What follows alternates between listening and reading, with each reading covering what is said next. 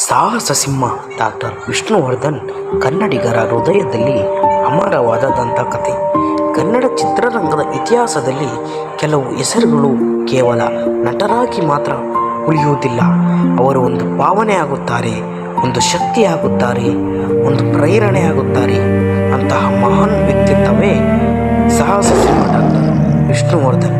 ಇಂದಿಗೂ ಕರ್ನಾಟಕದ ಯಾವುದೇ ಊರಿಗೆ ಹೋದರೂ ವಿಷ್ಣುದಾದ ಎಂಬ ಹೆಸರನ್ನು ಕೇಳಿದಾಗ ಜನರ ಕಣ್ಣಲ್ಲಿ ಕಾಣುವುದು ಪ್ರೀತಿ, ಗೌರವ ಮತ್ತು ಅಭಿಮಾನ. ಆದರೆ ಸಾಮಾನ್ಯ ಕುಟುಂಬದಲ್ಲಿ ಬಂದ ಒಬ್ಬ ಹುಡುಗ ಹೇಗೆ ಕನ್ನಡ ಚಿತ್ರರಂಗದ ದಂತಕಥೆಯಾದ? ಇದು ಡಾಕ್ಟರ್ ವಿಷ್ಣುವರ್ಧನ್ ಅವರ ನಿಜ ಜೀವನದ ಕಥೆ. 1950ರ ಸೆಪ್ಟೆಂಬರ್ 18 ಮೈಸೂರಿನಲ್ಲಿ ಒಂದು ಮಗುವಿಗೆ ಜನನವಾಯಿತು. ಆ ಮಗುವಿನ ಹೆಸರು ಸಂಪತ್ ಕುಮಾರ್. ಮುಂದೆ ಇದೇ ಹುಡುಗ ಲಕ್ಷಾಂತರ ಕನ್ನಡಿಗರ ಹೃದಯವನ್ನು ಆಳುವ ವಿಷ್ಣುವರ್ಧನ್ ಆಗಿ ಬೆಳೆದನು. ಬಾಲ್ಯದಿಂದಲೇ ಅವರಿಗೆ ಕಲೆ ಮತ್ತು ಅಭಿನಯದ ಮೇಲೆ ಅಪಾರ ಆಸಕ್ತಿ ಇತ್ತು. ತಂದೆ ನಾರಾಯಣ್ ರಾವ್ ಕೂಡ ಕಲಾವಿದರಾಗಿದ್ದ ಕಾರಣ ಮನೆಯಲ್ಲಿ ಕಲೆಯ ವಾತಾವರಣ ಇತ್ತು. ಶಾಲಾ ದಿನಗಳಿಂದಲೇ ನಾಟಕಗಳಲ್ಲಿ ಭಾಗವಹಿಸುತ್ತಿದ್ದ ಸಂಪತ್ ಕುಮಾರ್ ಮುಂದೆ ಚಿತ್ರರಂಗದಲ್ಲಿ ದೊಡ್ಡ ಸಾಧನೆ ಮಾಡುವ ಕನಸು ಕಾಣುತ್ತಿದ್ದರು. 1972 ಕನ್ನಡ ಚಿತ್ರರಂಗದಲ್ಲಿ ಒಂದು ಸಿನಿಮಾ ಬಿಡುಗಡೆಯಾಯಿತು. ಆ ಚಿತ್ರದ ಹೆಸರು ನಾಗರಾವು. ಅದರಲ್ಲಿದ್ದ ರಾಮಚಾರಿ ಪಾತ್ರ ಕನ್ನಡ ಸಿನಿ ಇತಿಹಾಸವನ್ನೇ ಬದಲಾಯಿಸಿತು. ಆ ಯುವಕನ ಕೋಪ, ಅವನ ಪ್ರೀತಿ, ಅವನ ಹೋರಾಟ, ಅವನ ವ್ಯಕ್ತಿತ್ವ ಎಲ್ಲವೂ ಜನರನ್ನು ಸೆಳೆದವು. ಒಂದು ಸಿನಿಮಾ ಬಿಡುಗಡೆಯಾದ ಕೆಲವೇ ದಿನಗಳಲ್ಲಿ ಸಂಪತ್ ಕುಮಾರ್ ಎಂಬ ಹೆಸರು ಮನೆಯ ಮಾತಾಯಿತು. ಅದೇ ಸಮಯದಲ್ಲಿ ಅವರಿಗೆ ಹೊಸ ಹೆಸರೊಂದು ದೊರೆಯಿತು. ಆ ಹೆಸರೇ ವಿಷ್ಣುವರ್ಧನ್. ನಾಗರಾವು ನಂತರ ಅವರ ಜೀವನ ಸಂಪೂರ್ಣ ಬದಲಾಯಿತು. ಒಂದರ ಹಿಂದೆ ಒಂದರಂತೆ ಹಿಟ್ ಸಿನಿಮಾಗಳು ಬಂದವು.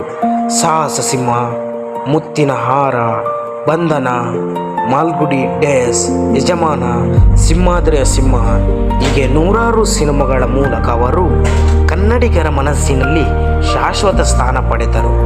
ಕೇವಲ ಆ್ಯಕ್ಷನ್ ಮಾತ್ರವಲ್ಲ, ಪ್ರೇಮ ಕಥೆ, ಕುಟುಂಬ ಕಥೆ, ಭಾವನಾತ್ಮಕ ಪಾತ್ರ, ಹಾಸ್ಯ ಯಾವ ಪಾತ್ರ ನೀಡಿದರೂ ವಿಷ್ಣುದಾದ ಅದಕ್ಕೆ ಜೀವ ತುಂಬುತ್ತಿದ್ದರು.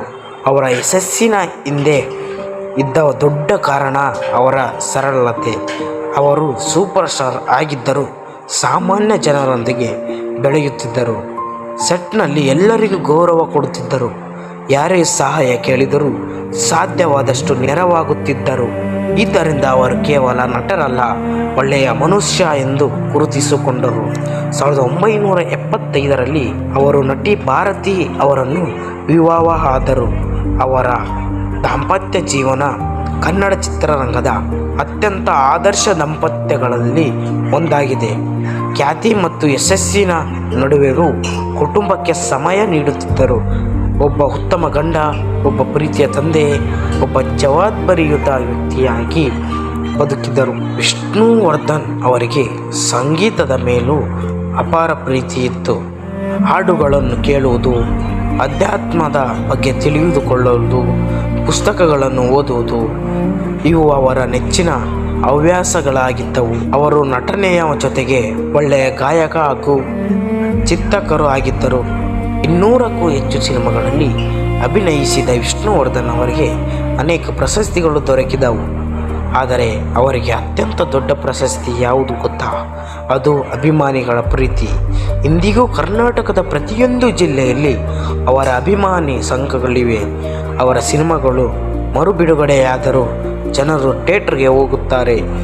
ಇದು ಒಬ್ಬ ನಟನಿಗೆ ಸಿಗಬಹುದಾದ ಅತ್ಯಂತ ದೊಡ್ಡ ಗೌರವ.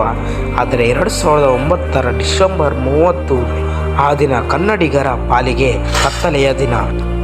ಹೃದಯಾಘಾತದಿಂದ ವಿಷ್ಣುವರ್ಧನ್ ಅವರು ನಮ್ಮನ್ನೆಲ್ಲ ಅಗಲಿದರು. ಈ ಸುದ್ದಿ ಕೇಳುತ್ತಿದ್ದಂತೆಯೇ ಇಡೀ ಕರ್ನಾಟಕವೇ ಶಾಕ್ಗೆ ಒಳಗಾಯಿತು.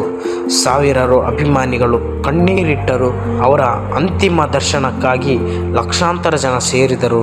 ಆ ದಿನ ಕೇವಲ ಒಬ್ಬ ನಟವನ್ನು ಮಾತ್ರ ಕಳೆದುಕೊಳ್ಳಲಿಲ್ಲ, ಕನ್ನಡ ನಾಡು ತನ್ನ ಮನೆಯ ಸದಸ್ಯನನ್ನೇ ಕಳೆದುಕೊಂಡಿತು. ಆದರೆ ಕೆಲವರು ದೇಹದಿಂದ ಮಾತ್ರ ದೂರವಾಗುತ್ತಾರೆ. ಅವರ ನೆನಪುಗಳು ಎಂದಿಗೂ ದೂರವಾಗುವುದಿಲ್ಲ. ವಿಷ್ಣುವರ್ಧನ್ ಅವರ ಸಿನಿಮಾಗಳು, ಅವರ ಮಾತುಗಳು, ಅವರ ನಗು, ಅವರ ವ್ಯಕ್ತಿತ್ವ ಇಂದಿಗೂ ಕನ್ನಡಿಗರ ಮನಸ್ಸಿನಲ್ಲಿ ಜೀವಂತವಾಗಿದೆ. ಒಬ್ಬ ಸಾಮಾನ್ಯ ಹುಡುಗ, ಒಬ್ಬ ಮಹಾನ್ ನಟ, ಒಬ್ಬ ಅದ್ಭುತ ಮನುಷ್ಯ. ಇದೇ ಸಾಹಸ ಸಿಂಹ ಡಾಕ್ಟರ್ ವಿಷ್ಣುವರ್ಧನ್ ಅವರ ಜೀವನ. ಅವರು ಇಂದು ನಮ್ಮ ಜೊತೆ ಇಲ್ಲ, ಆದರೆ ಅವರ ಕಲೆ, ಅವರ ಸಾಧನೆ, ಅವರ ನೆನಪು ಎಂದೆಂದಿಗೂ ಅಮರ. ಸಾಹಸ ಸಿಂಹ ಡಾಕ್ಟರ್ ವಿಷ್ಣುವರ್ಧನ್ ಅವರಿಗೆ ನಮ್ಮ ನಮನಗಳು. ಜೈ ಕನ್ನಡ.